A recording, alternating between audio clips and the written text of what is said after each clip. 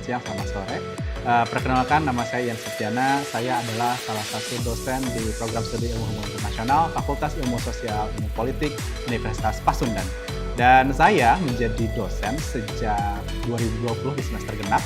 Dan selama jadi dosen, saya mengajar beberapa mata kuliah seperti teori hubungan internasional, kemudian globalisasi dan regionalisme, bahasa Arab untuk hubungan internasional, dan agama dalam hubungan internasional. Dari setiap mata kuliah yang saya ajarkan, saya menjadikan setiap mata kuliah ini sebagai ruang bagi mahasiswa untuk berpikir kritis, kemudian berpikir secara struktural, dan juga menjadi ruang refleksi untuk para mahasiswa.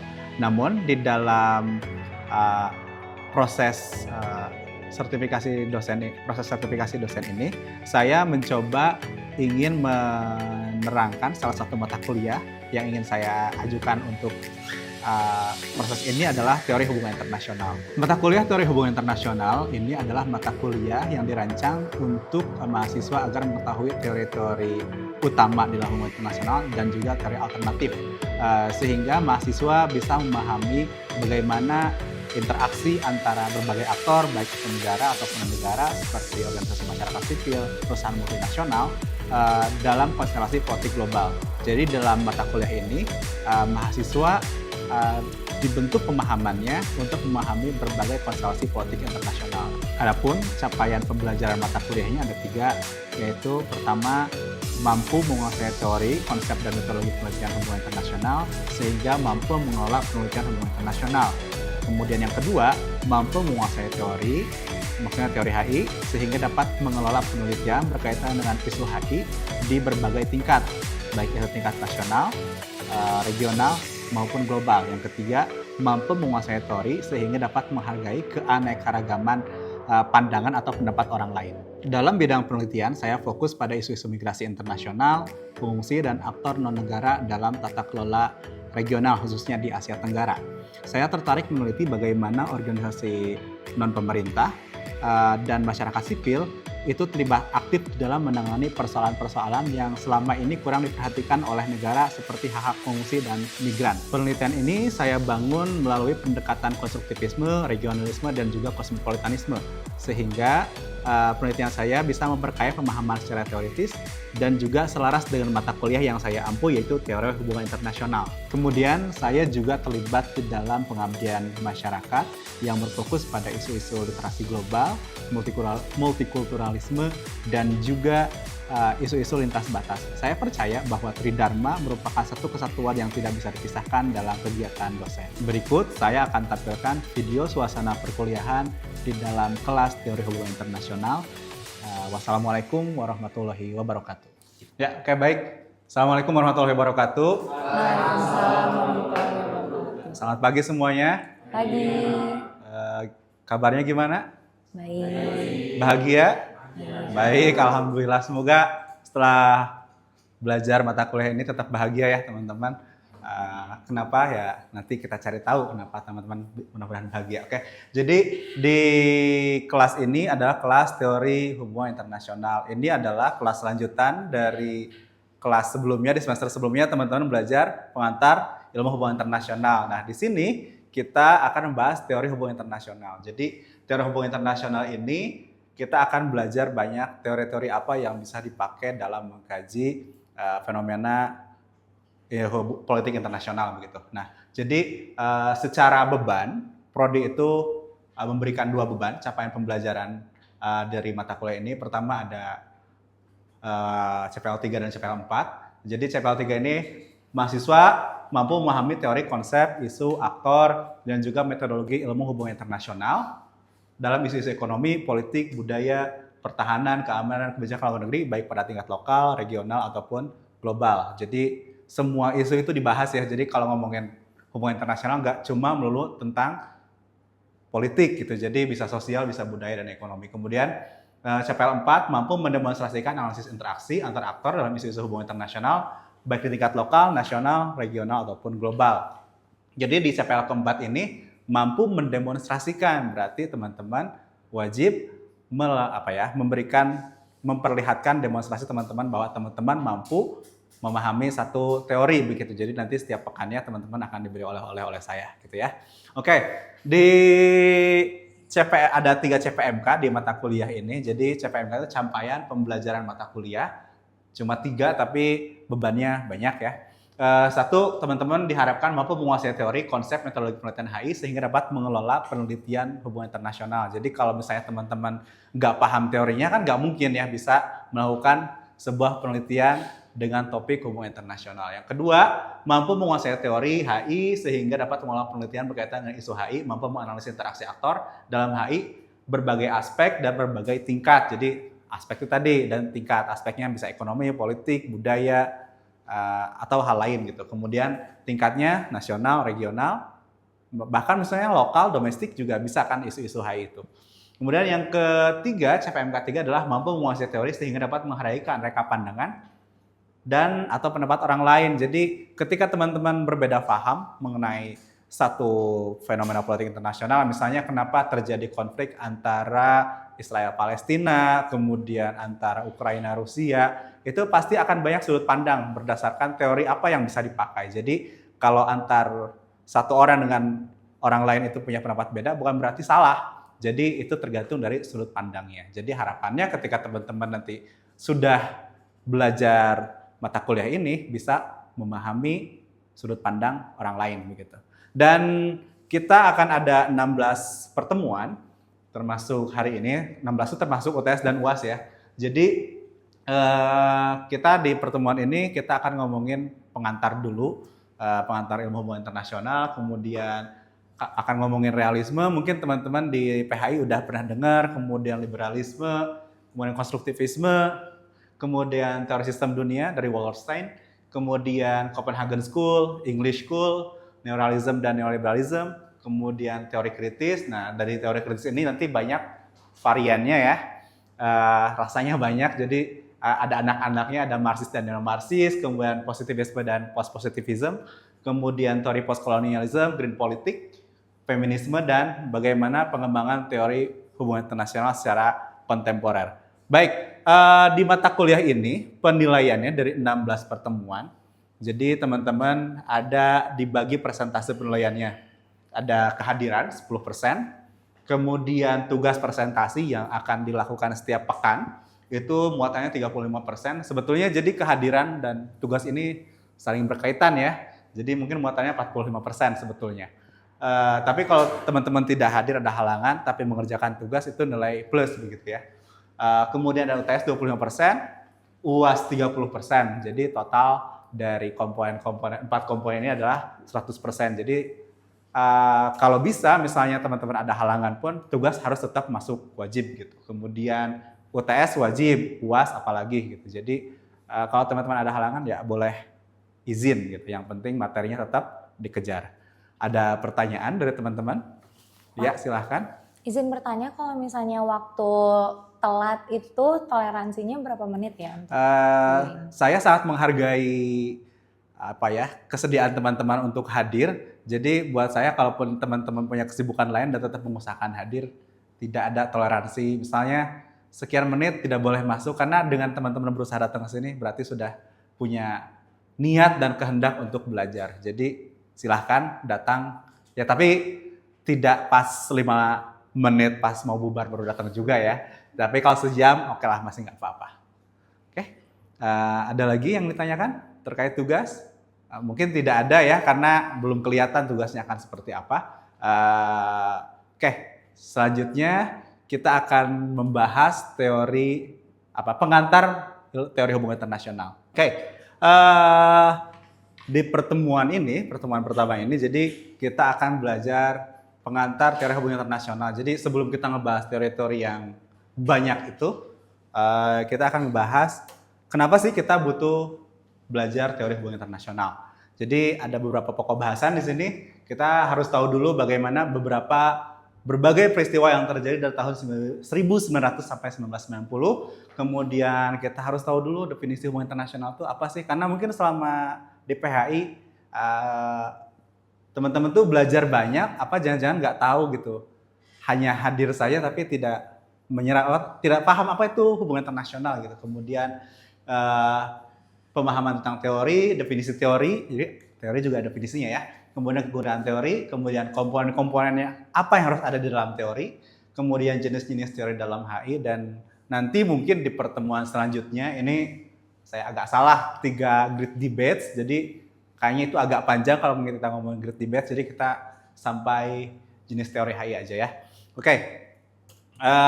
Ada peristiwa penting apa antara tahun 1990 sampai 1950? Misalnya di Eropa ada Perang Dunia I ya, walaupun di Eropa tapi pada saat itu walaupun terjadi di Eropa tapi mempengaruhi berbagai benua, maka disebut Perang Dunia I. Kemudian di Jerman juga nanti ada beberapa bibit yang muncul, termasuk nanti akan ada Perang Dunia II, kemudian di Rusia dan di Asia juga terjadi berbagai peristiwa, misalnya bagaimana Jepang menginvasi Manchuria atau Cina, kemudian secara hukum misalnya beberapa hukum internasional hadir, misalnya ada konferensi perdamaian Hague, kemudian Treaty of Versailles, kemudian di Prancis ya, kemudian ada bagaimana Jepang menghentikan peristiwa atau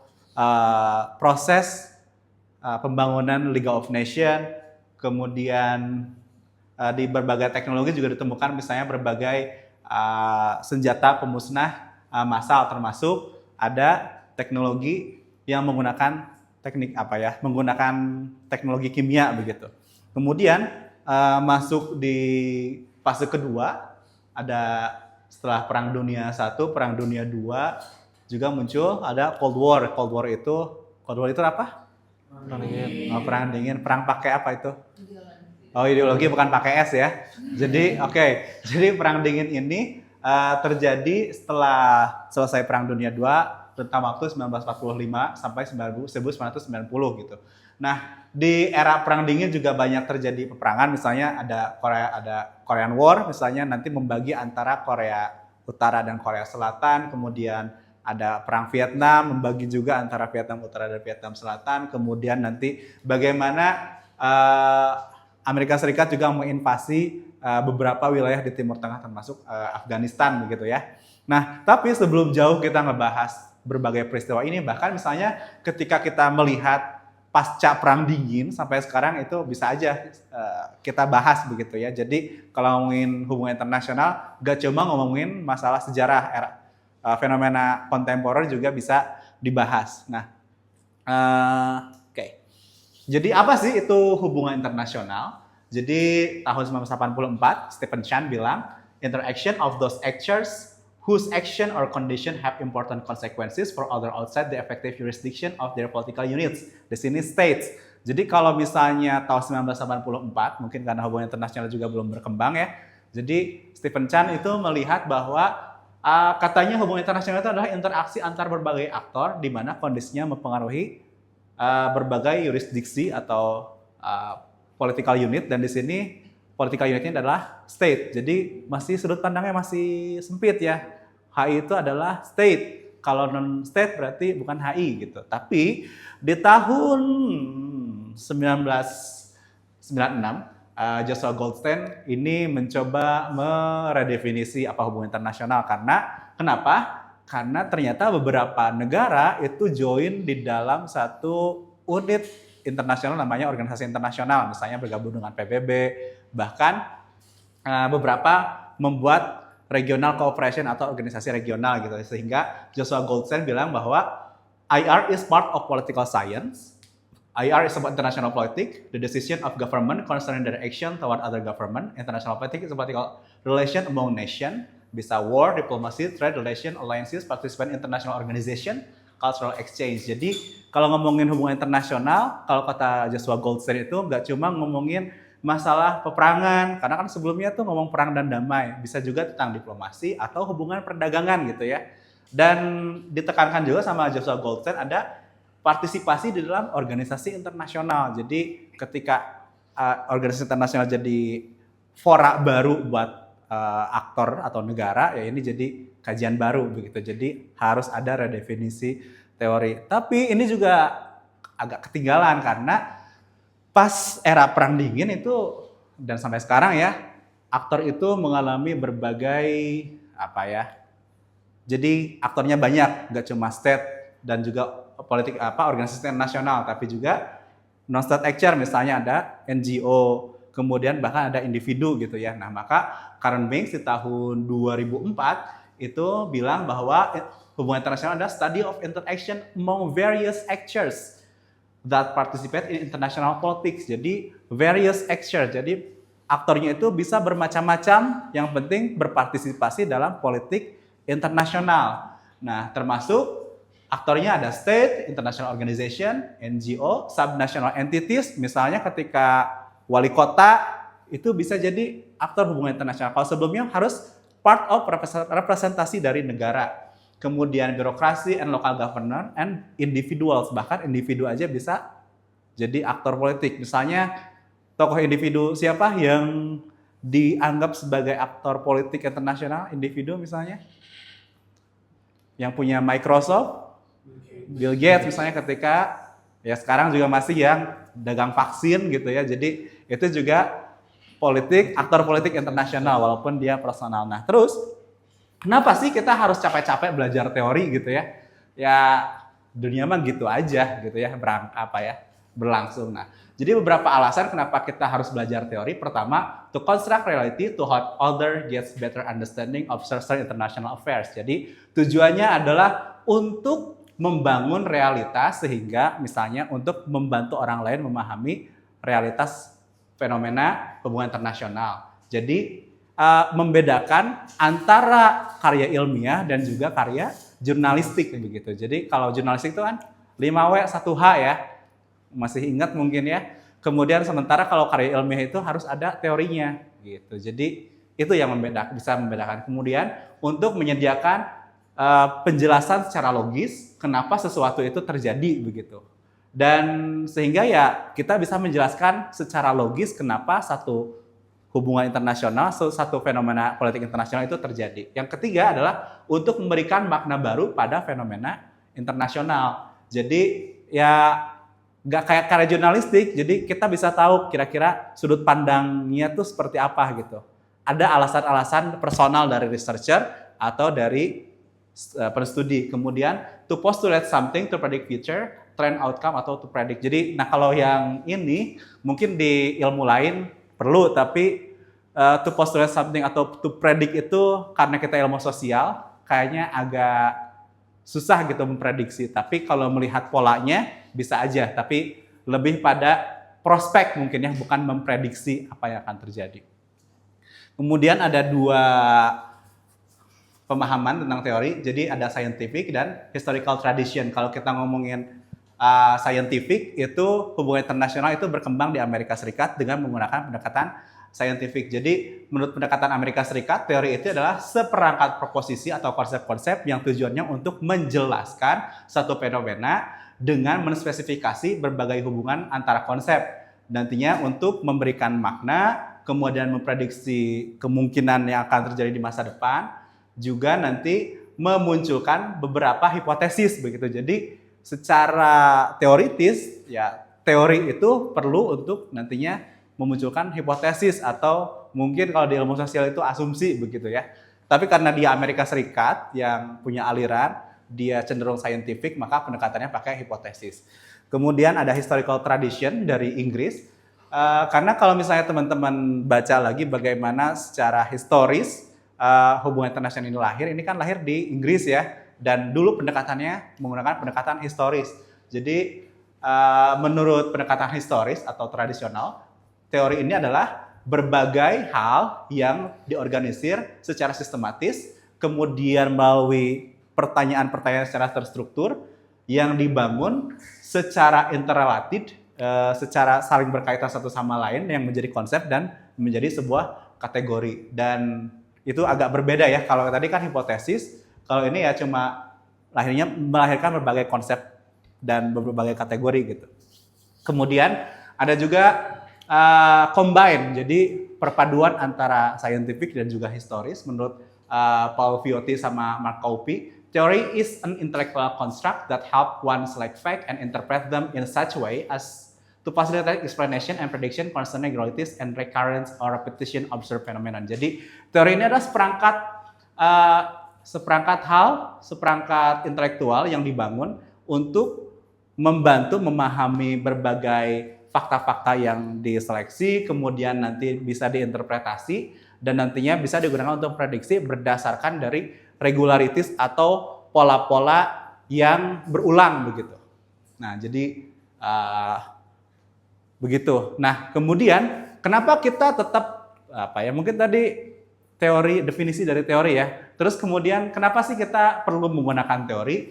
Jadi kalau menurut E.H. Carr, fact is like a sack. Jadi fakta-fakta itu kayak sebuah karung kosong ya.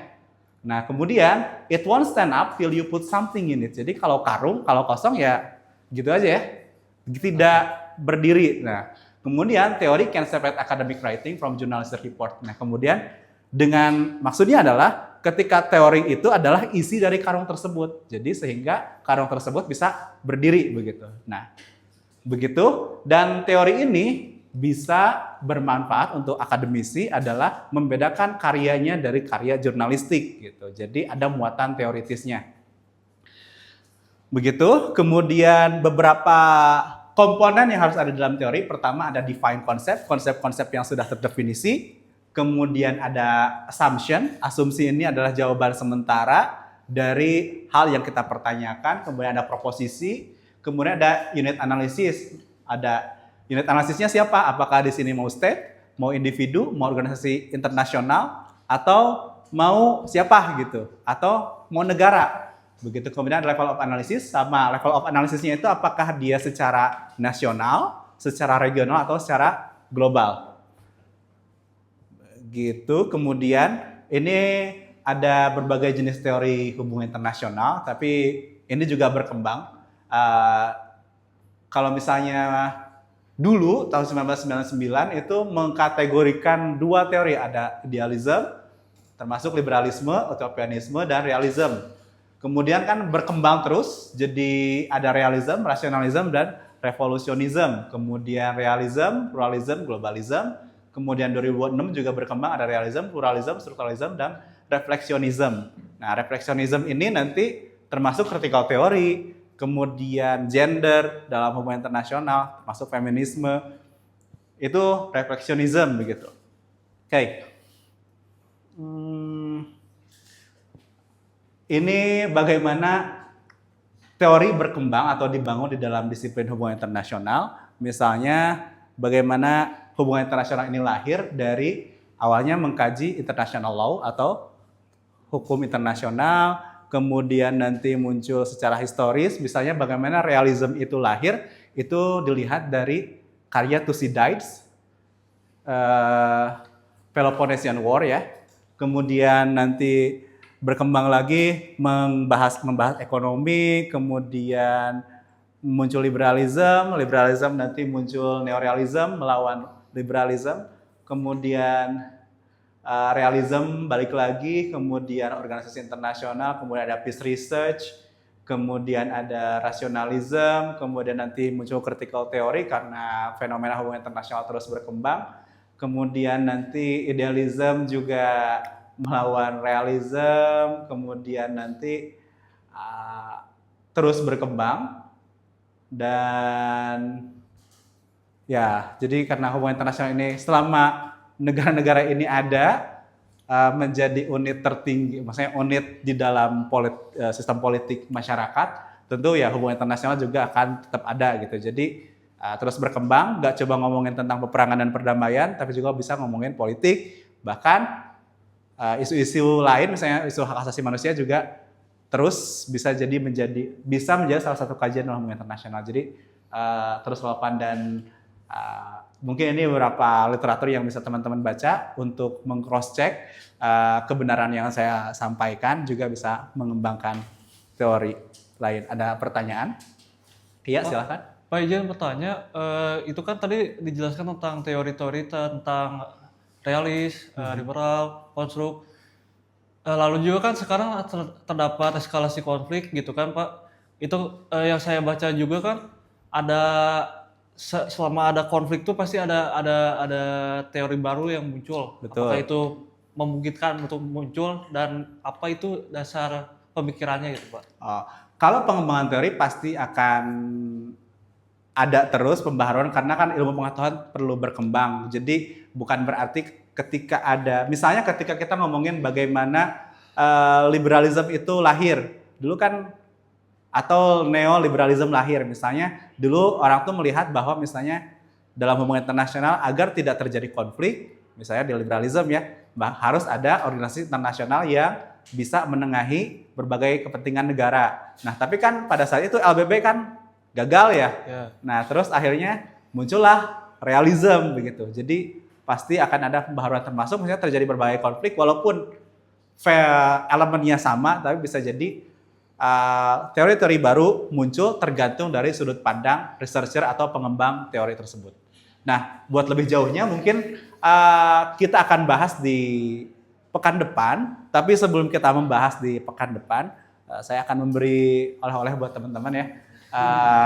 Jadi review buku dari Grieco et al. Ini, kemudian pilih chapter yang kira-kira teman-teman favorit aja. Ini kan sebenarnya teman-teman udah bahas ya di pengantar ilmu hubungan internasional. Oke, ada pertanyaan terkait tugas atau apapun? Ya, baik, terima kasih. Saya tunggu 2 hari kemudian teman-teman nanti submit tugasnya di G-Drive ya. Nanti saya kirim G-Drive-nya di WA Group. Terima kasih. Wassalamualaikum warahmatullahi wabarakatuh. Warahmatullahi wabarakatuh.